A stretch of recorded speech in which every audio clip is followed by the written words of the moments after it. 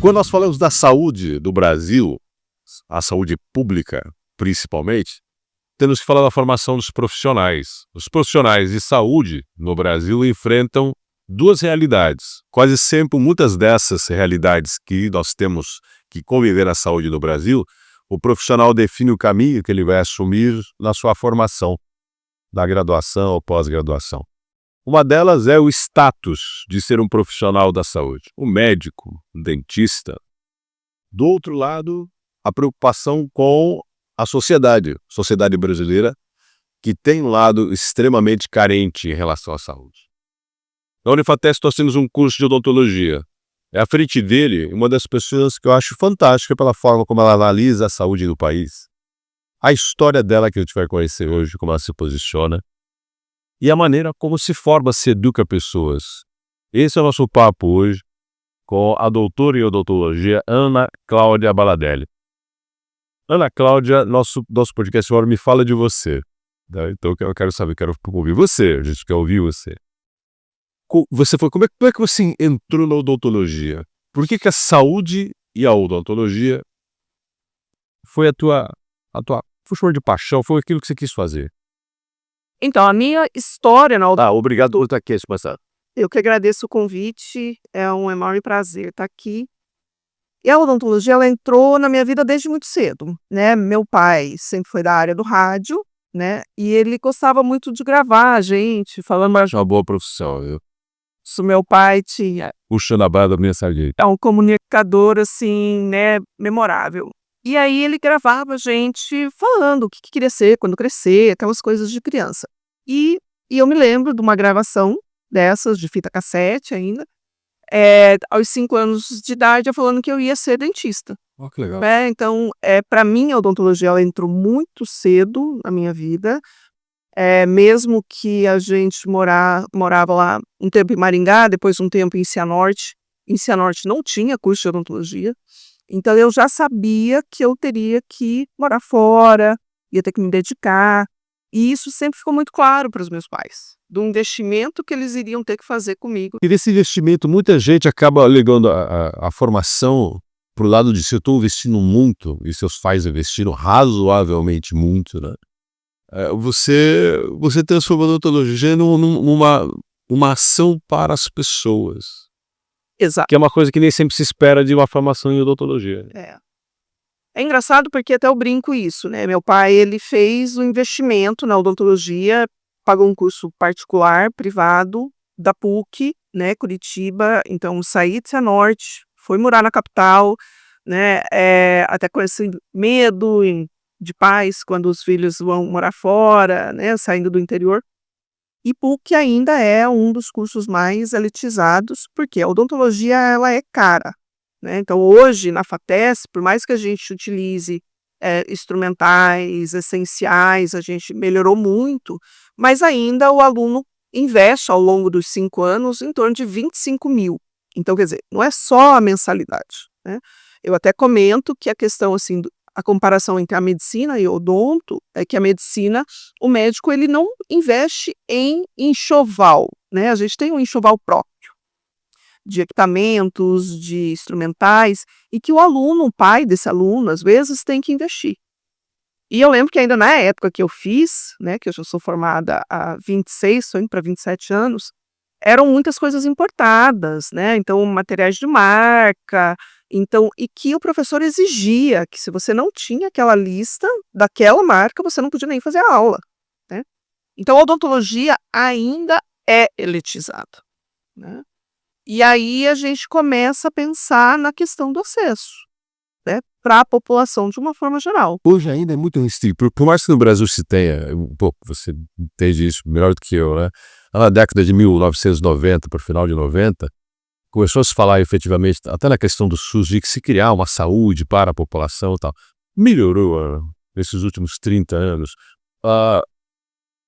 Qual é a grande carência quando você fala da formação profissional? Você está à frente de um curso de formação profissional. Qual a grande carência que se tem para que um país que forma tantos profissionais de saúde resolva a saúde? Então, assim, a odontologia teve uma abertura muito grande, inclusive dos serviços públicos, né? Então, a gente vai ter, da década de 90 para 2000, uma inserção muito grande de profissionais. Num determinado momento, até o serviço público foi o que mais empregou dentistas no Brasil entre 1990 e 2010, né? Que foi a estratégia de saúde da família, dentista na família.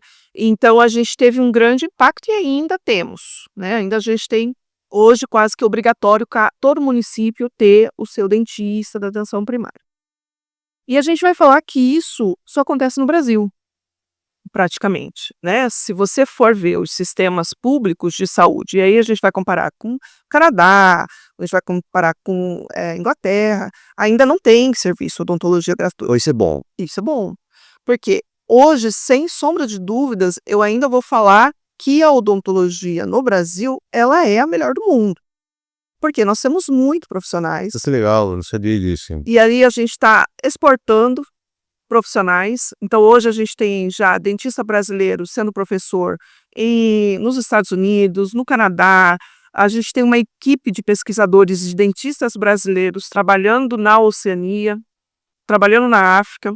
Ou seja, o nosso profissional é o excelente profissional. Ele é bom. Ele é melhor dele, por que a grande diferença? Qual que é a grande diferença? O que acontece? Primeiro porque, assim, na Europa, a odontologia, ela ainda é uma especialidade médica, entanto que lá é medicina dentária. Ah, tá. O médico especialista é a área de odontologia. Tem algumas diferenças, mas a gente seguiu a escola americana de odontologia, onde a gente forma só o odontologista, o cirurgião dentista, né? E aí a gente começou a ter um impacto muito grande pelas nossas políticas públicas e por essa rede nossa de poder diversificar as atuações do profissional ao longo desse território nacional que é muito grande, né? E aí a gente também começa a ter uma demanda reprimida de necessidade da população também que a gente precisa dar conta, né? Na tua formação acadêmica, porque vocês falam numa instituição que é a PUC, né, em Curitiba, uma instituição que tem renome, tem peso, e ali se definem muitos interesses. Pô, você tinha teus colegas de sala, você olhava para o destino que eles assumiram, tinha os seus currículos, as suas disciplinas que você cursava. E você sabe que um currículo define muito o perfil do profissional que a gente vai formar. Com certeza. Como é que foi essa formação? Apontava para esse lado que você sempre se preocupou social?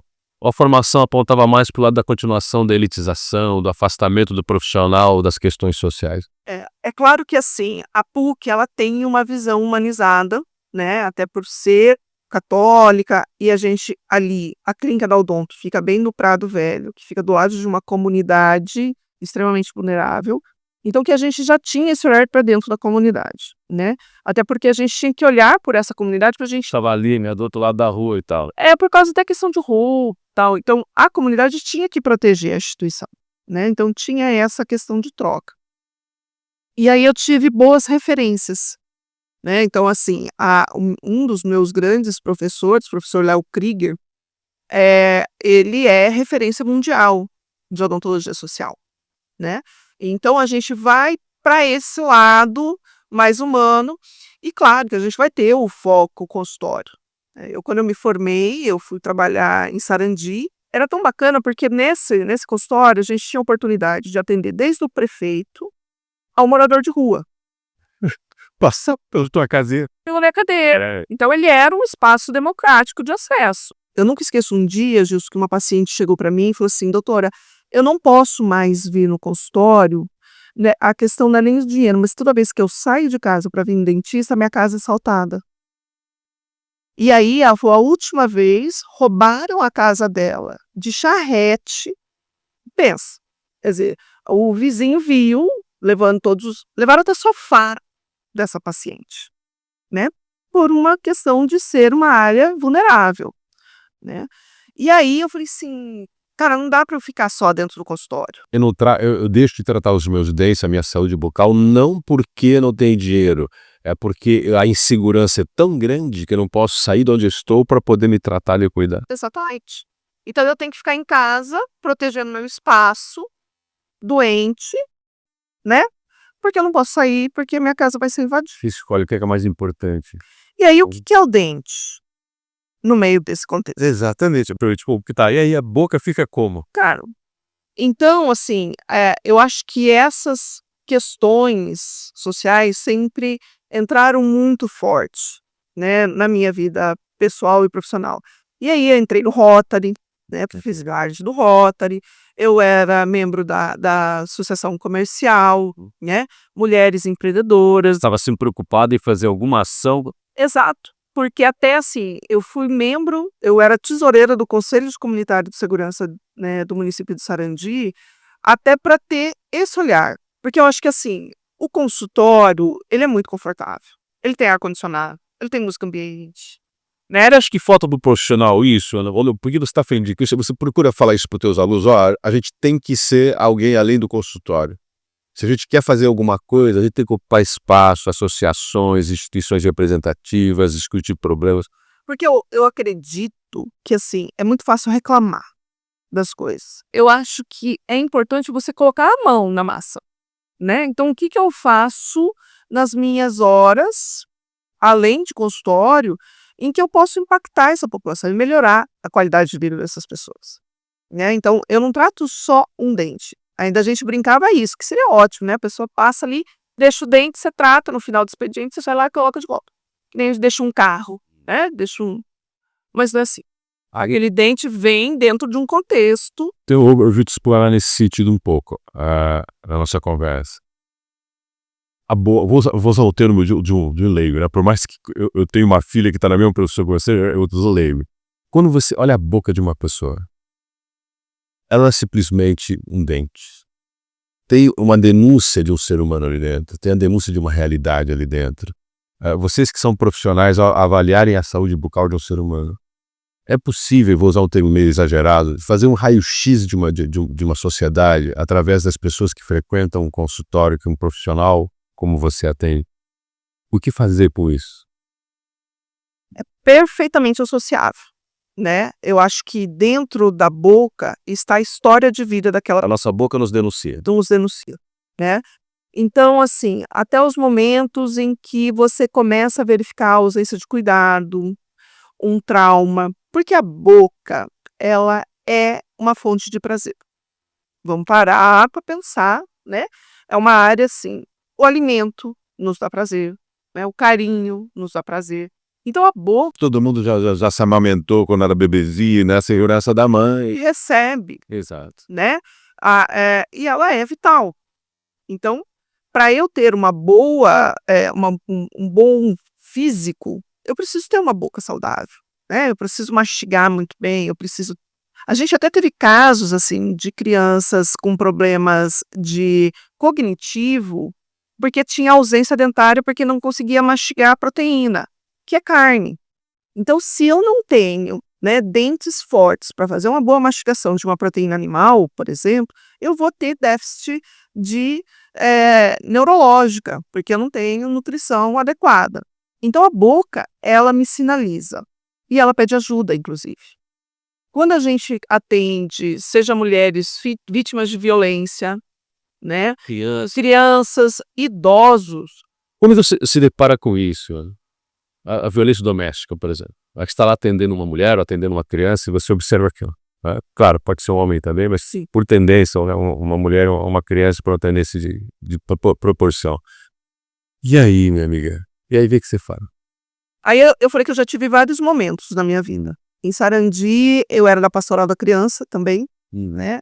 E eu lembro muito bem de uma criança com febre e com dores de dente e tal, e que a gente verificou que era uma criança que era fruto de uma relação de usuários de droga e que tinha total negligência, né? E aí a gente tem a nossa obrigação enquanto profissional de saúde de fazer denúncia, né? Então eu sempre ensino isso para os meus alunos, né? Eu tô atendendo uma paciente que de repente está com os dentes anteriores, né? Os incisivos ali fraturados e ela está com hematoma de face, eu tenho que questionar, né? O que está acontecendo? O que você tem, né? Eu posso ser seu porto seguro. porque às vezes ela vem comentando, vem mostrando sinais que eu preciso estar atento.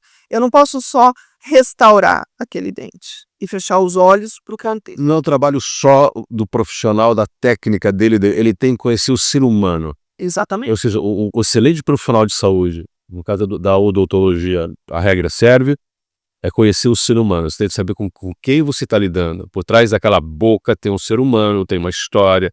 E como é que... Agora eu vou fazer um desafio. Como é que você chega nisso? Porque você deve educar os seus alunos com isso. Diante da realidade que eu tenho que encarar, que não é só a saúde, né, do meu paciente, física, existe um ser humano ali que talvez esteja passando por problemas sociais, problemas mentais. Até onde o profissional pode ir? Como é que ele aborda isso? Né? A gente comenta assim que, primeiro, eu tenho que gostar de pessoas. O profissional de saúde Só gosta da boca...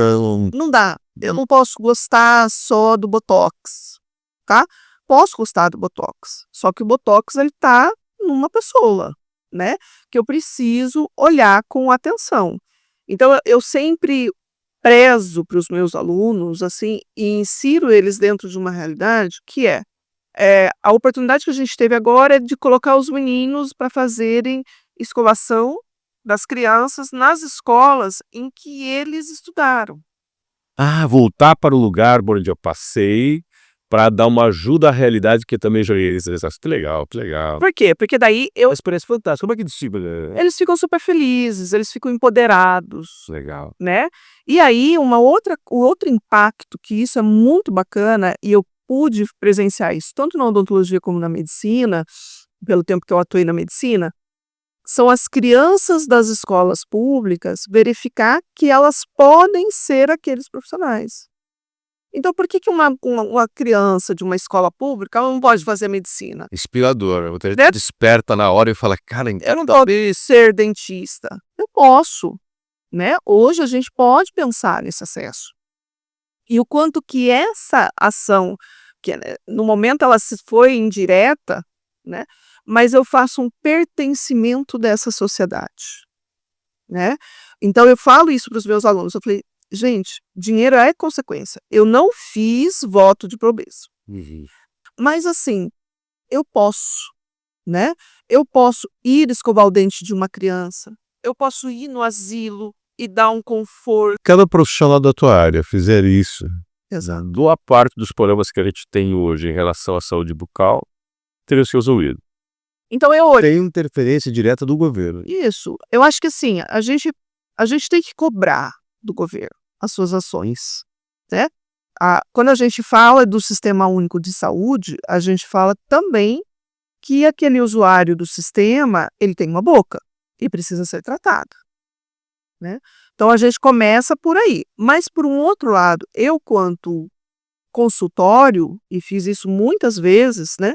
Então, em Sarandi, a gente tinha essa pegada de realmente participar de uma pastoral para criança, poder participar de um Rotary, participar... Agora tem uma história tua que eu quero reparar. Tem um pouco tempo, eu tenho que explorar você bem, tá? Porque a tua história é bacana, é rica de informações e tu acha da tua experiência profissional.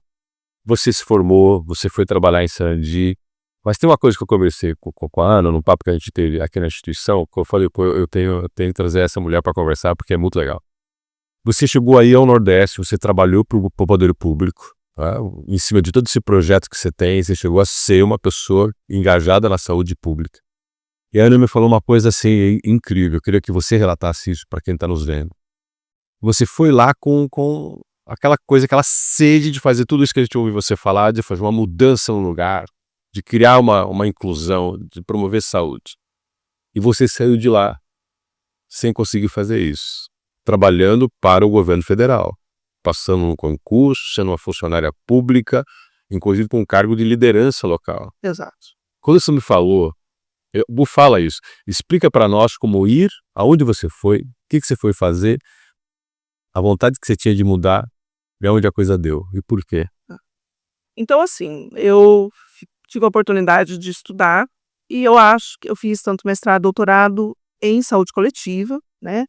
E aí surgiu uma oportunidade de fazer o concurso em Aracaju, na Universidade Federal de Sergipe, com o campus de Lagarto, que era agreste nordestino, né?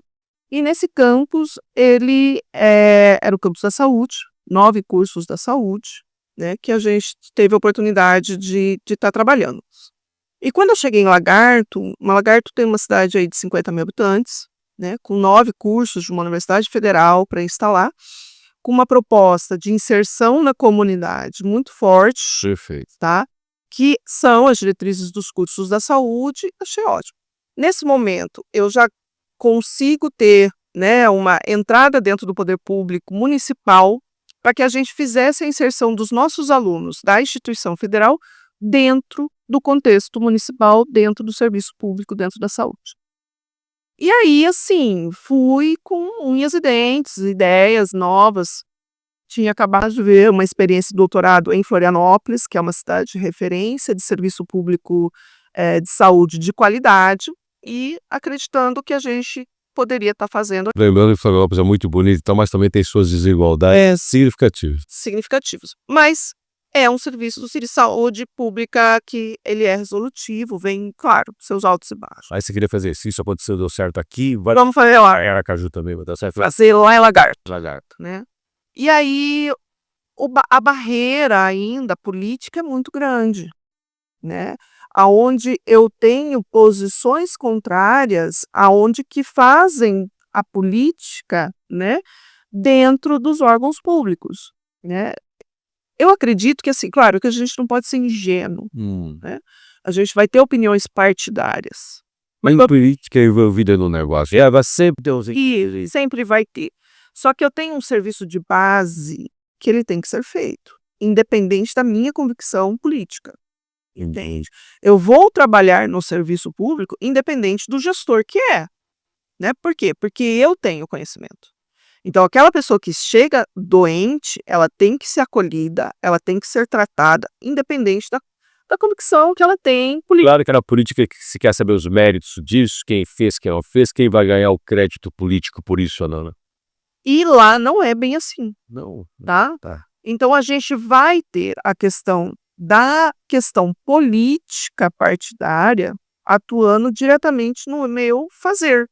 Até que ponto isso prejudica? Porque quando você relatou para mim, eu fiquei assim, meio assustado com as consequências que isso gera. Então, se de repente eu sou do partido A e quem está na gestão é do partido B, eu vou ficar de braços cruzados Você vê nada. até esse gestor sair.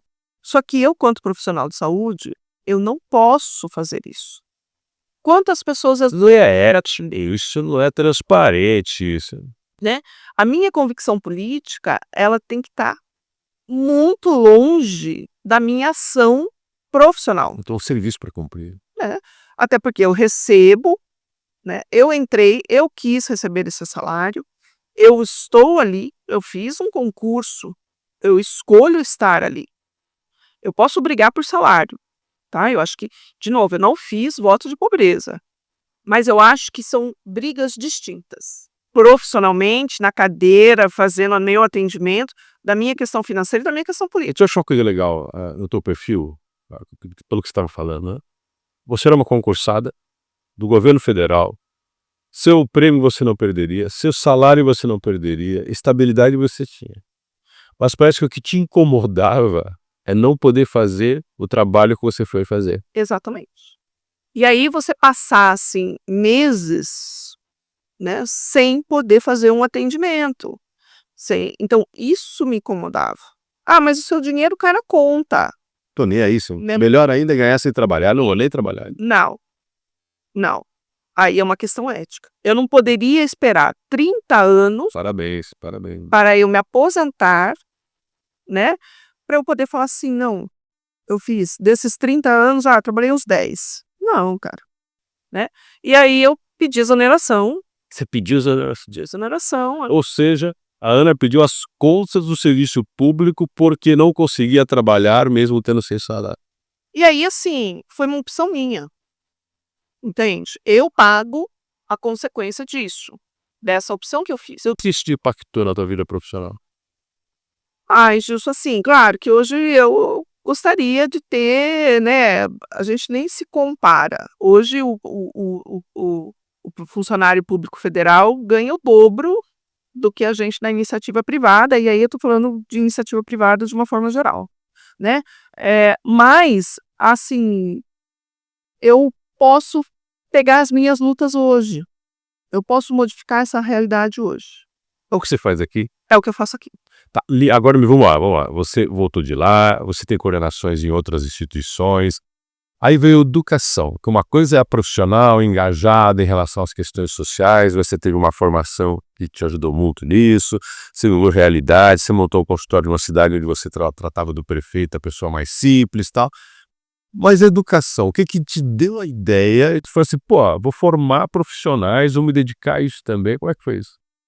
É que a odonto, ela ainda é elitizada, né? E isso me incomoda um pouco a respeito do processo. É mesmo, você falando nisso. Por quê? Vai lá. Porque ela ainda primeiro que, assim, 90% das pessoas que você for entrevistar tem uma experiência negativa de odontologia, né? Calma, você explica isso pra mim. Eu senti dor de dente, eu fui no dentista e é muito sensível, a anestesia do cara é muito doída. E realmente a gente trabalha numa área muito sensível, né? E aí, essa questão da formação, e eu falo isso para os meus alunos, que eu acho que essa é a minha motivação, né? De eu pensar que tem muita gente ainda, né, com dor de dente, né? E como que a gente pode mudar isso? Fazendo uma formação de qualidade, né? Qualidade, mas direcionada a essa preocupação. Há também essa preocupação, né? Eu acho que, assim, eu não posso pensar em odontologia somente cosmética, estética. Que bom, bacana, se você tem informação para isso, né? Também acho que tem um nicho de mercado aí, tranquilo. Mas eu tenho o outro lado, né? Enquanto eu tiver criança com dor de dente, eu ainda não estou satisfeita, Entendi. né? Porque isso tem que me incomodar, né?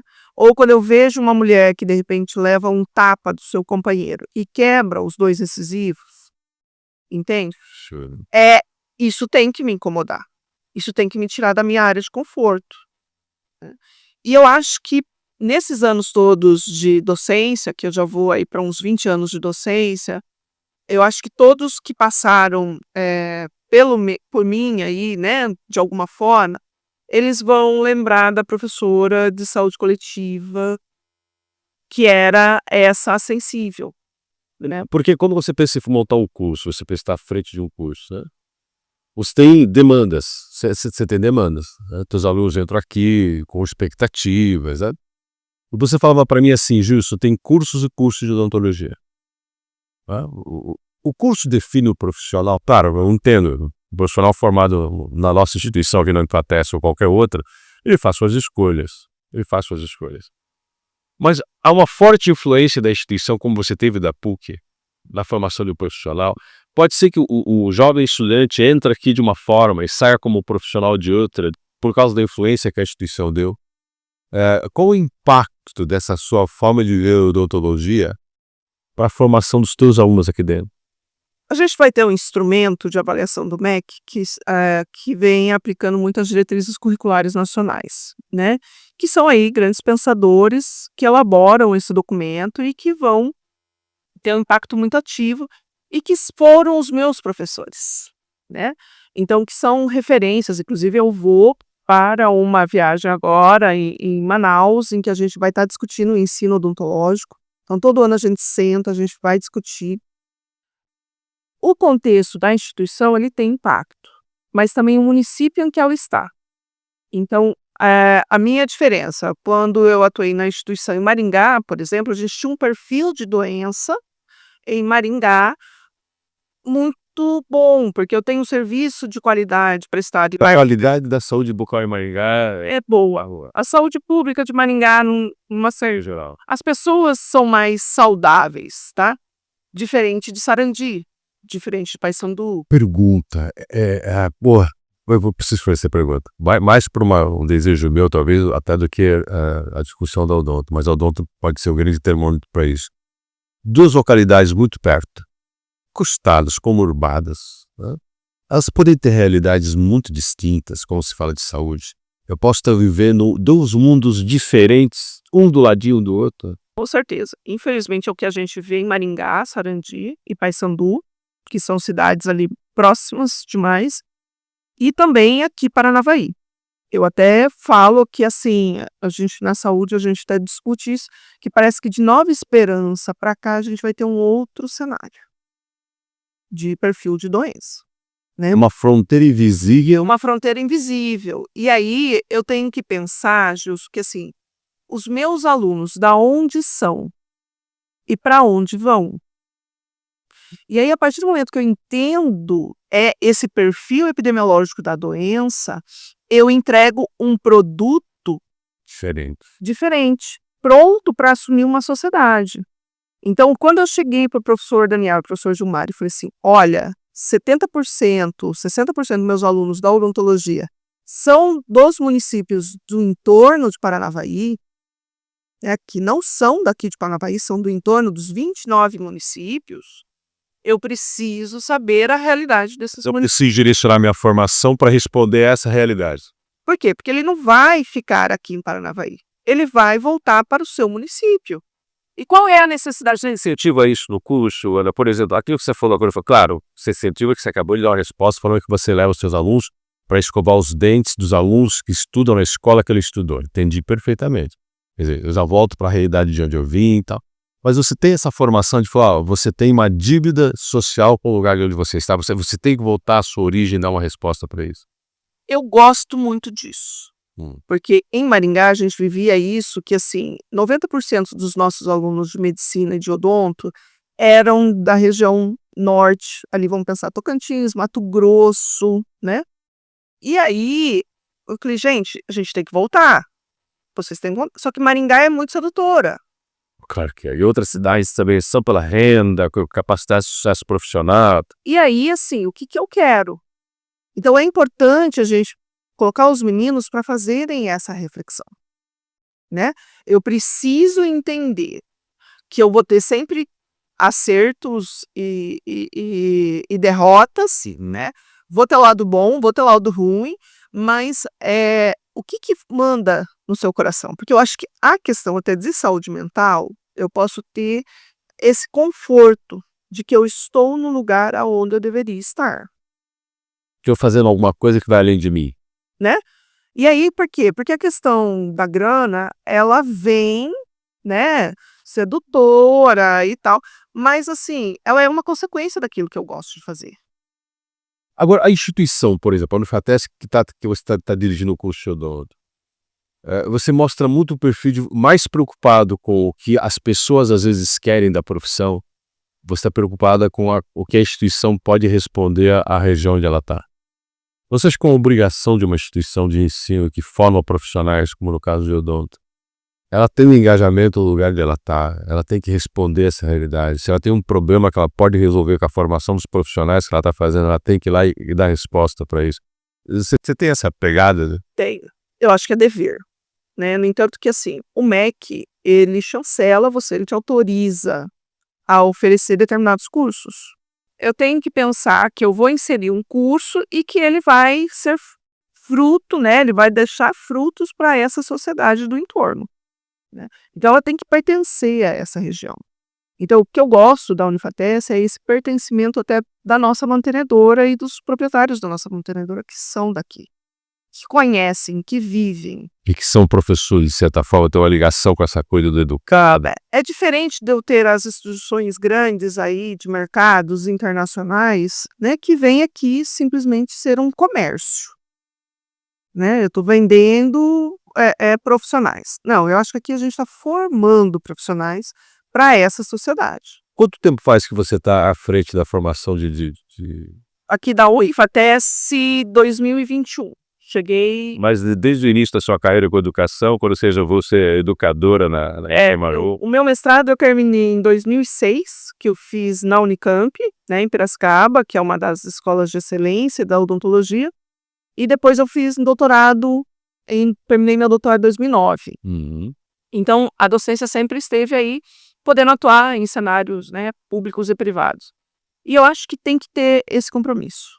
Eu acho que a gente forma profissionais para uma sociedade, né? E a gente tem que responder essa pergunta.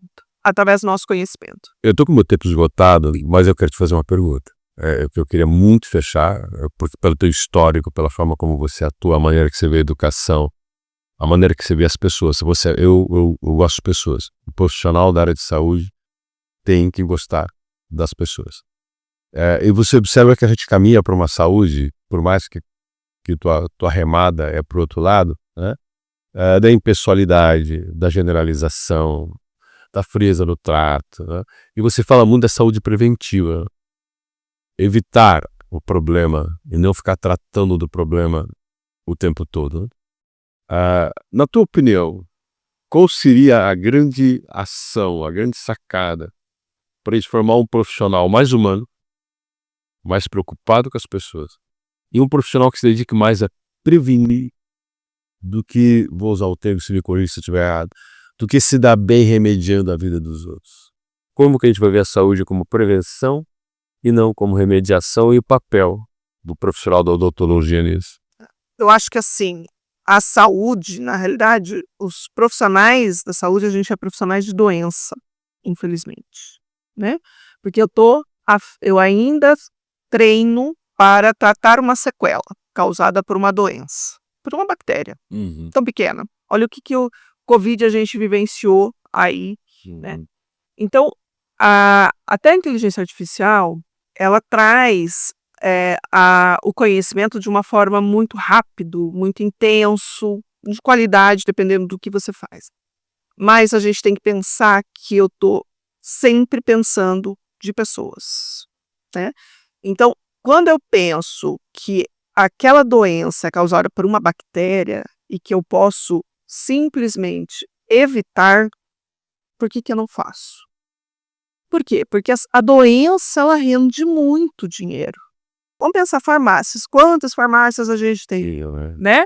Quantos laboratórios, enfim, medicamentos e gastos. E a grande maioria das especialidades, elas são focadas em doença, né? E não em saúde. Eu acho que quando a gente virar essa chave de ter mais escolas promotoras de saúde, e aí não só do nível superior, tá? A gente vai começar com escola promotora de saúde aí desde a creche. Eu acho que a gente vai melhorar muito. Ou seja, mais do que o profissional saber tratar da prevenção, saber fazer a prevenção, é as pessoas saberem se prevenir. Exato. E aí, quando eu pego e falo assim, olha, tudo bem, você tem pressão alta, né? Mas não é o medicamento que vai te curar. É a tua mudança de hábito que vai te curar. Isso, perfeito. Né? Então, eu preciso fazer minha caminhada, eu preciso fazer uma alimentação bem feita, né? E eu acho que é esse grau de consciência que a gente precisa das pessoas de uma forma geral, né? E aí eu preciso trabalhar. Só que isso dá trabalho. Ainda até eu brinco assim, eu não posso cansar de pedir para as pessoas escovarem os dentes. A prevenção, ela é simples, mas é todo dia, é toda hora, né? Educar e dar trabalho. E é isso que a gente precisa pensar, né? E aí o dinheiro, ele vem como consequência, né? Eu acho que assim, eu não preciso manter a doença. A gente vai ter outras formas de poder pagar as nossas contas, fazer as nossas viagens e tal, né? Eu penso nisso. Eu acho que assim, é ensinar que prevenir é bom e que dá dinheiro tanto quanto a doença. Qual a maior felicidade profissional que você tem naquilo que você faz? Eu já estou na gratidão de ter professores que foram os meus alunos. Que legal. Entende? E que são, assim, sensíveis com essa minha fala. Então, quando eu tenho na minha equipe hoje de professores aqui da Unifatesc, professores que são, além de colegas, foram meus egressos, né? E que a gente tem a mesma pegada, eu acho que isso já é gratidão. Ana, muito obrigado pela conversa. Muito, muito, muito obrigado. Eu agradeço, né? Eu sou uma entusiasta da saúde e da educação, e é um prazer, né? A sua fala comigo foi super prazerosa. Eu quero agradecer a Graciana, agradeço novamente, mas mostrar um pouco para que vocês estão acompanhando que a escolha de um profissional não se resume à escolha de uma carreira, né. Eu vou ser um dentista, eu vou ser um médico, eu vou ser um advogado, um engenheiro. É o como você vai encarar o que você escolheu, ao que serve aquilo para o qual você vai se dedicar. Uma coisa que eu adorei conversar com a Ana, que vocês acompanharam, não é simplesmente uma profissão, né, é um compromisso que você tem com as pessoas, com a sociedade, usar do seu conhecimento, do seu saber, da sua capacidade, em mudar a vida das pessoas que mais precisam ser mudadas. A profissão não é só um produto que se vende ou um serviço que se vende, é uma condição que você pode mudar que vai além de você. Por isso, é muito legal ter você aqui com a gente, é muito legal saber que a Unifatec é feita de pessoas assim, e que elas estão dispostas a fazerem mudanças onde elas estão. Mais uma vez, Ana, muito obrigado. Eu que agradeço, Gilson. Até o nosso próximo encontro.